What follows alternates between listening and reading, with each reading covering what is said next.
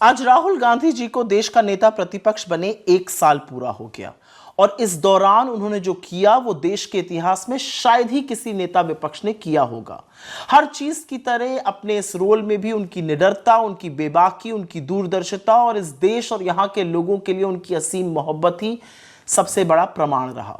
संविधान की रक्षा और जनता के मुद्दों पर केंद्रित उनका यह 1 साल वाकई में बेमिसाल रहा है। नेता प्रतिपक्ष के रूप में राहुल जी ने बीते 1 साल में 16 राज्यों का दौरा किया, 115 संवाद कार्यक्रमों में जनता से सीधी बात की। राहुल जी ने संसद में 16 बार जनता के मुद्दों पर सरकार को घेरने का काम किया। यही नहीं, इस बीते 1 साल में उन्होंने 18 प्रेस कॉन्फ्रेंस करी और आपको याद ही होगा कि पिछले 11 सालों में प्रधानमंत्री ने एक भी नहीं की। उनकी बहुत सारी उपलब्धियों में से मुझे ऐसा लगता है कि सबसे बड़ी उनकी उपलब्धि यह है कि उन्होंने संसद के दरवाजे आम जनता के लिए खोल दिए। वो सिर्फ राष्ट्राध्यक्षों या बुद्धिजीवियों से ही नहीं मिले, बल्कि संसद भवन में वो किसान, मनरेगा मजदूर, आंगनवाड़ी की महिलाएं, बैंक कर्मचारी, सफाई मजदूर और तमाम ऐसे लोगों से मिले जो इस देश की रीढ़ की हड्डी हैं। उनके समस्याओं पर चर्चा की। राहुल जी ने तानाशाह सरकार की घृणित मंशा को चुनौती देते हुए संसद भवन उन किसान और अन्नदाताओं को बुलाया जिनके दिल्ली आने पर सरकार ने रोक लगाई थी। उन्होंने आंगनवाड़ी कार्यकर्ताओं से मुलाकात करके उनका दर्द समझा और देश के हर व्यक्ति तक उनकी समस्याओं को पहुंचाया। उनके मानदेय को बढ़ाने के लिए सरकार पर दबाव डाला। असल में तो नेता प्रतिपक्ष बनते ही राहुल गांधी ने सबसे पहले उन पत्रकारों को मुक्त कराया जिन्हें सरकार ने संसद भवन परिसर में घूमने, सांसदों से सवाल पूछने या बाइट लेने पर रोक लगा दी थी और एक शीशे के दड़बे में डाल दिया गया था। इसके अलावा राहुल जी ने मीडिया की स्वतंत्रता को प्रभावित करने वाले उस ब्रॉडकास्ट बिल का जबरदस्त विरोध किया और फिर सरकार को वापस लेना पड़ा यह बिल। मुझे याद है उनका बजट भाषण ऐतिहासिक था, जहां पर उन्होंने कहा कि सरकार अगर अरबपतियों के फायदे के लिए बजट बनाना छोड़कर किसान, महिलाओं, हाशिए पर पड़े लोगों के लिए बजट बनाए, तब असल मायने में देश की अर्थव्यवस्था प्रगति करेगी। उनकी सक्रियता का यह नतीजा रहा कि इस जन विरोधी सरकार को जो लैटरल एंट्री नोटिफिकेशन था वो वापस लेना पड़ा, क्योंकि कहीं ना कहीं इस पर आरक्षण पे बहुत बड़ा हमला हो रहा था।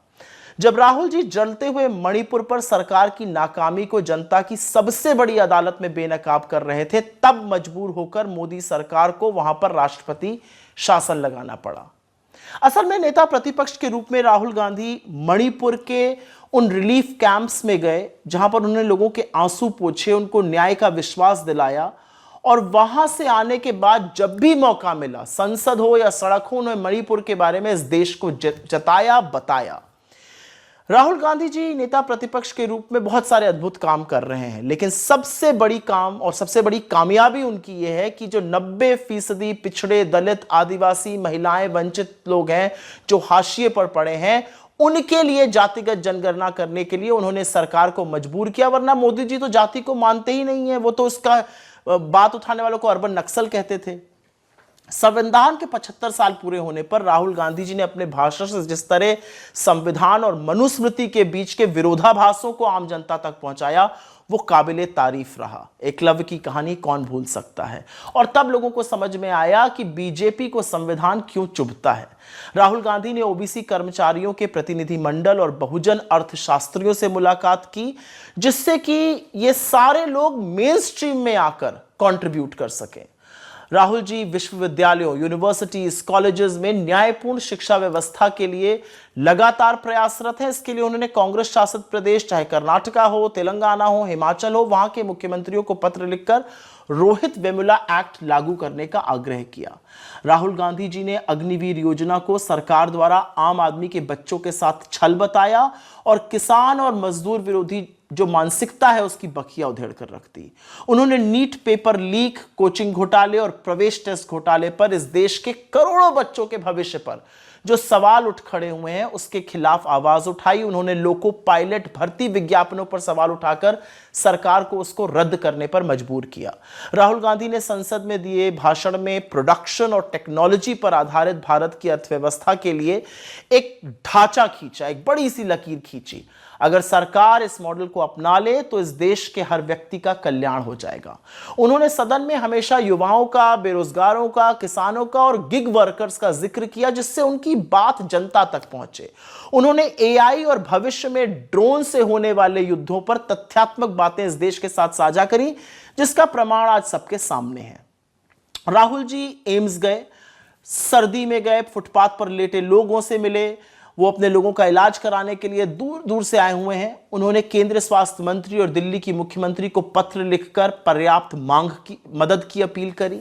यही नहीं, राहुल गांधी जी सुल्तानपुर जाते हैं और वहां पर वो रामचेत मोची जी से मिलते हैं और ये समझने का भी प्रयास करते हैं कि कैसे ग्रामीण हुनर को एक बड़े लेवल पर सम्मान दिलाया जा सकता है। उनकी हर संभव मदद करते हैं।